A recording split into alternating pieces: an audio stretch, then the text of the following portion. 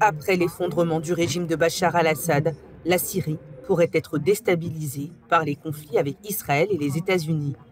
C'est ce qu'a déclaré la spécialiste du droit international, Marie-Hélène O'Connell. Analysant la situation actuelle du pays, elle explique que la chute soudaine d'un régime pourrait plonger la Syrie dans l'inconnu.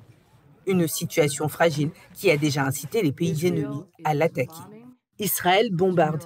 Pour la première fois depuis 1973, Israël a envoyé des chars au-delà de la ligne d'occupation qu'il tient depuis 1967.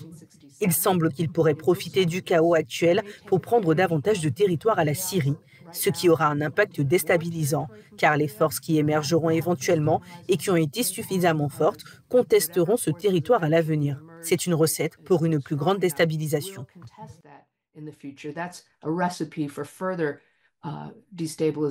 Pour la spécialiste, la Syrie est encore loin de la stabilité.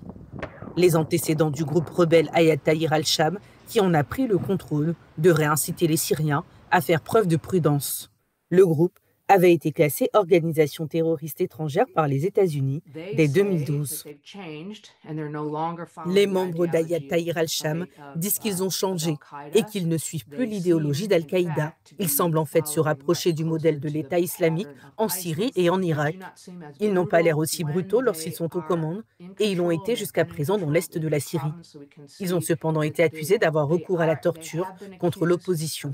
Ce n'est donc pas un groupe qui devrait être considéré comme la réponse à Assad. Alors que la situation est tendue au Moyen-Orient, avec notamment l'offensive israélienne en Palestine, en Iran ou encore au Liban, la chute soudaine du régime syrien vient s'ajouter au chaos.